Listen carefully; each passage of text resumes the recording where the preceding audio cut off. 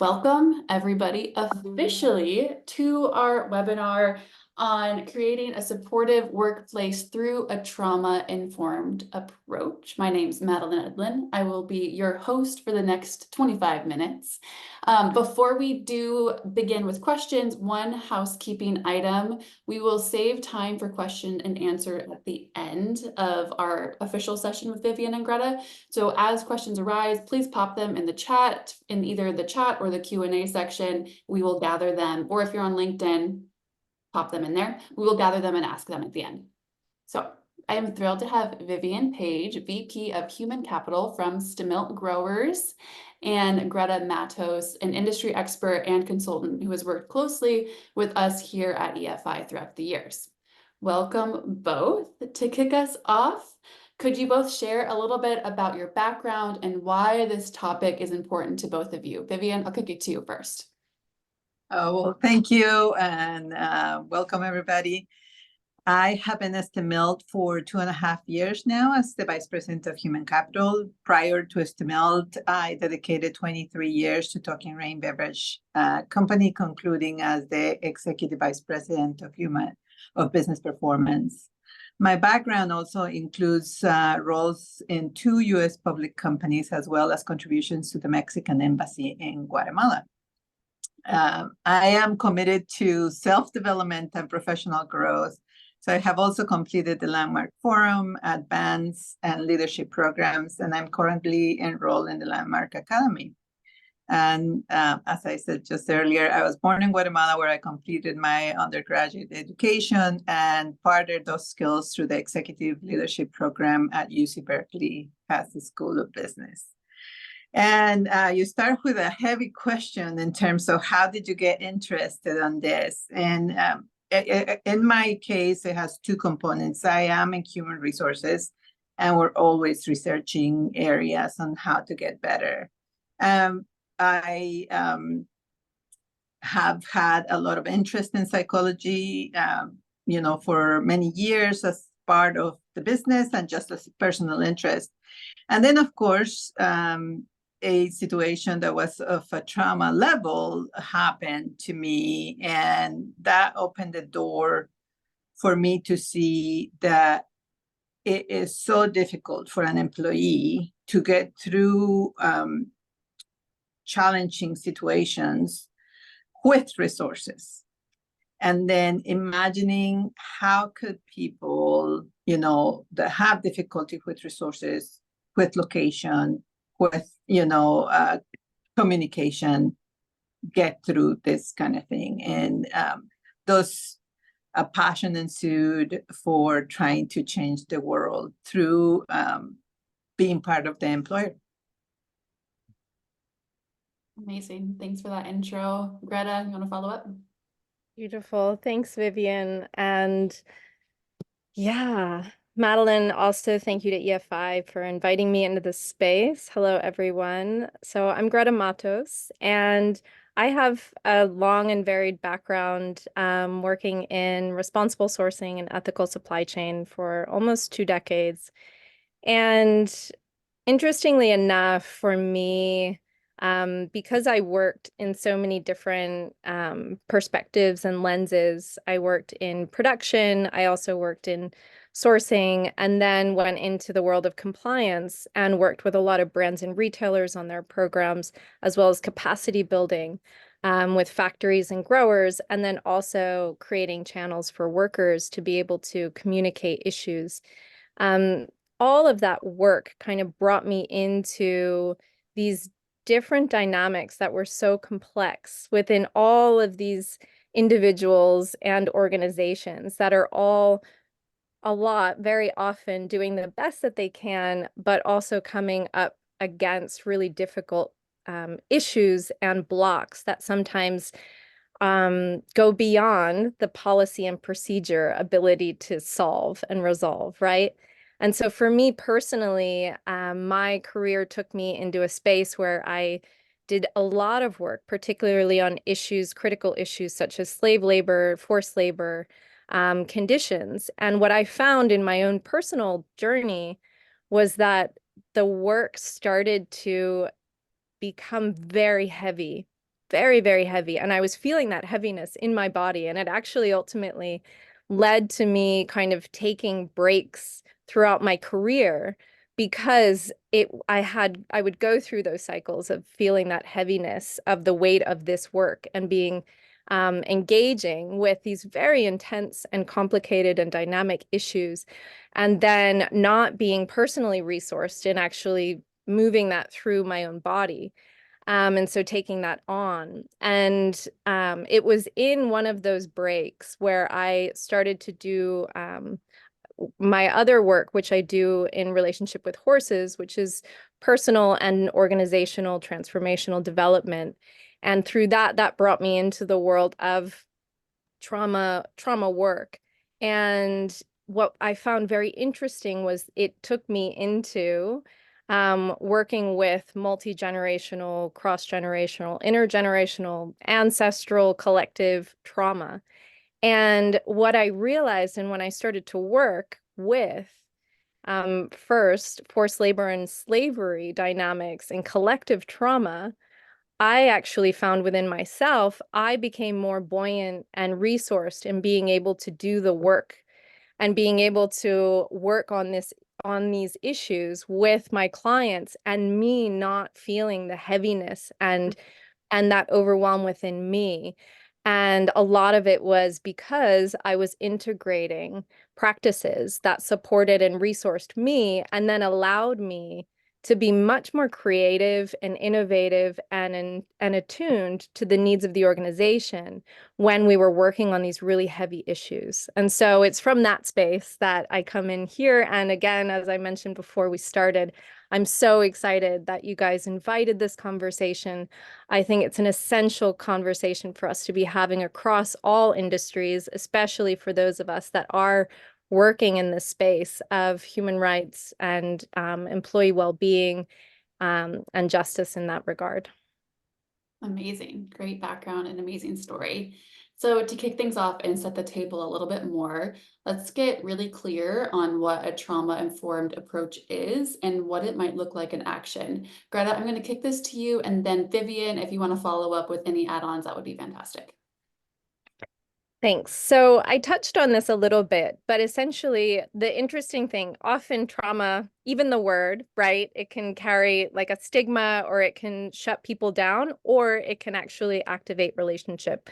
And so where I wanted to draw focus and attention today, because we have such a brief amount of time, is that trauma, basically the way it expresses itself in an individual, it's almost the same when we look at how it's being expressed in an organization. And so I'll put it really simply that what we're looking at and what we're considering is how do we build our capacity to be aware of a trauma response or a trauma activation.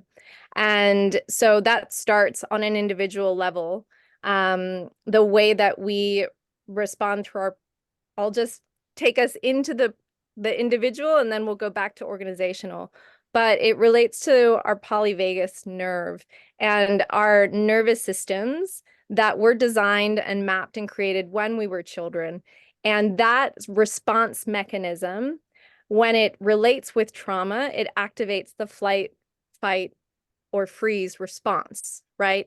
And we know, most of us know about that context in the individual. And so when we're starting to explore understanding trauma responsive and reactivity within ourselves, we start to bring our awareness to where are we overly defensive, where are we overly aggressive, and where are we shut down and non-responsive or pulling away and don't want to engage.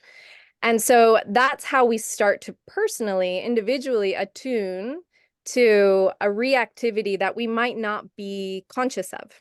When we look at it organizationally, it's the same kind of pattern. And so a good example that I'll give is if an employee reports an issue that they've experienced, is the response of the organization defensive? Are they defending the systems that they have in place? Are they defending themselves against the claim?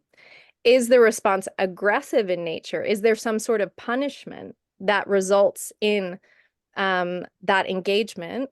Or is there a non-activity? Are they not responsive at all and are moving on with business as usual because there's no space for actually relating with the experience of the employee and being able to integrate that feedback into the whole organizational system in a way that is innovative and creative and actually makes the organization better? So when an organization is unable to receive feedback from within, then we're actually talking about a systemic trauma response that is embedded in the management systems of that organization. Whew. Slayed it out there. Vivian, do you have anything to add?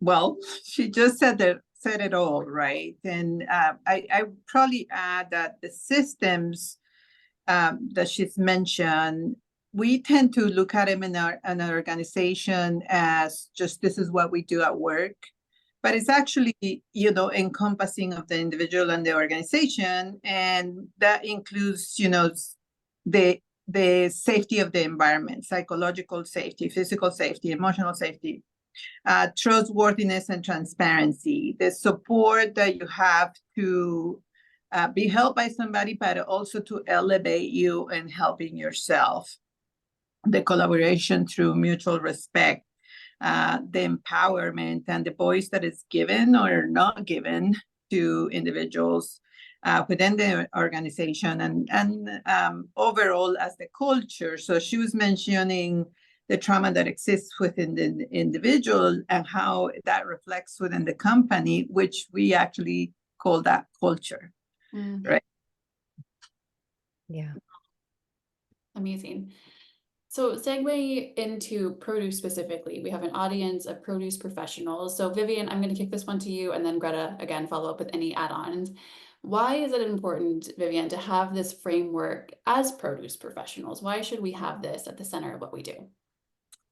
Well, as professionals, you know, I think we're doing the most important work that there is to be done, right? Without food, there is no humanity. And so I would say that is number one of concern. Second, without a group of individuals that can bring that food to your table safely and in a well manner, you know, the system will disintegrate at some point, and you can put people in danger. So did I answer your question? Yeah, definitely. Greta, do you have anything to add? Well, Yeah. Oh, go ahead, Vivian. No, go ahead. Well, from the auditing perspective, because I train a lot of auditors, and very often, obviously, auditors are essentially going into production environments seeking and shining light potentially on trauma situations and trauma patterns, right? And trauma induced conditions. And so in the auditing world, this is like so fundamental. One, for the self-care of the auditor, so that auditors' work is not constantly re-traumatizing them. Because again, all humans, in this work, we always say, basically every space that you go into, there's trauma in the room. And within every human, there is trauma in the body, whether or not they experienced traumatic events that they would associate with trauma, or they've been exposed. Essentially, our cultures have trauma interwoven. Our economies do. Our industries do. I mean, agriculture is fundamentally has been built upon slavery, right? That is a trauma thread of economic development in the industry. And so with the auditor, the way that we approach it is an understanding of first, how do they increase their capacity to be aware of their own trauma triggers so that they're not becoming defensive, aggressive, or totally shut down during an audit, where again, they're literally looking for these sites. And then at the other side, how are they participating and administering the audit in a way that doesn't re-traumatize. And this is associated also with Vivian, what you were just sharing, creating a space, being accountable, that each of us can go into spaces and we can actively engage with that space in a manner that is not escalating a trauma trigger. And so learning the language of that responsiveness in others, so that when you're in a management meeting as an auditor and you're noticing a high degree of defensiveness or aggression, having an awareness that you might have touched a trauma response, that again, we're not there to do therapy. We're there though to have an awareness that when that's been triggered, now we have an opportunity to shift our approach so that we can empathize with this other person, with an awareness that they're working in a context that has been created and influenced by a lot of other trauma dynamics. That's incredible. Vivian, I want to be sure that we get to the point that we rudely interrupted you on. Did you want to add? No, I think she said it well. Awesome. Well, thank you, Greta. That was a beautiful ad. Okay, I want to be sure that we can touch on one practical takeaway from this. So what is one thing that you would want produce professionals to walk away from this brief understanding of a trauma-informed approach? Do each of you have a small nugget they can take away?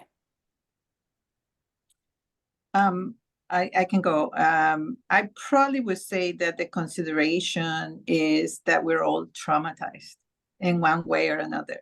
Look, some people with harsher situations and others with very settled or stealthy situations. But at the end of the day, the entire world suffers from a form of trauma.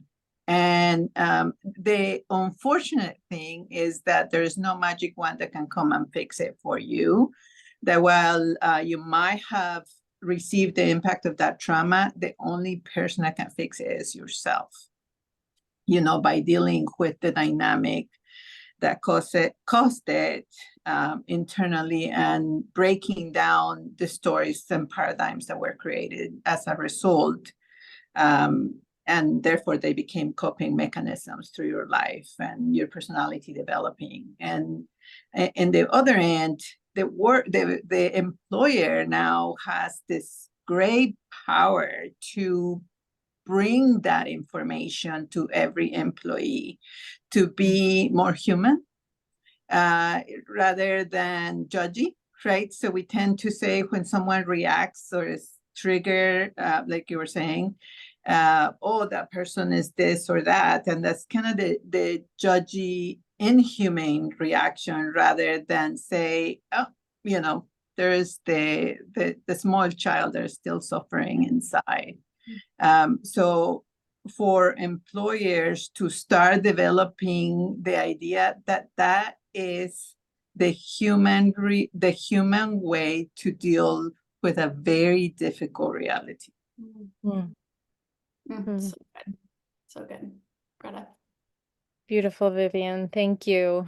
I think that connects to what I would say is, don't be afraid to open this and bring this into your organization. It is a topic that feels like it's too big to touch or to talk about, or people feel like they can't navigate it because they themselves don't have the skills.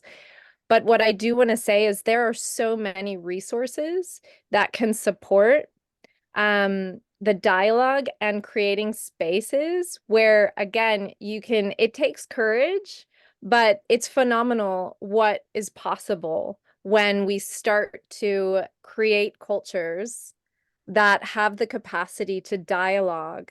And in my experience, every space that I've gone into where we've actually intentionally brought in a trauma-informed approach and conversationally and supported building capacity to have those conversations, it's relationally connected us humans in the space in really, really beautiful ways that is very from the heart. So this is, I believe it has a lot of potential to bring creativity and innovation into organizations that we can't even fathom because we haven't done it yet, you know? And so again, I also want to celebrate, Vivian, your work and what you're doing with InstaMelt and the integration of this, because it really is, it's resourcing in its existence. Yeah, I would it's cool. it's amazing. I've been in this business for a while, and it's amazing to see how life is evolving for the better. Mhm. Beautiful. I mean, your title alone, Vivian, VP of Human Mhm. Capital. I mean, that's amazing that that position exists and that you hold that with this background. That's fantastic. Last call for any questions. As of now, we don't have any because you two have clearly outlined a whole giant topic in 25 minutes so well. Um, but thank you both so much for joining me. And if anybody has any questions about EFI and implementing more of a trauma-informed approach at your operation, email me and we will kick things off. Again, thank you both, Greta and Vivian, for joining me, and have a great rest of your day. Thank Yeah. you. Bye. Bye.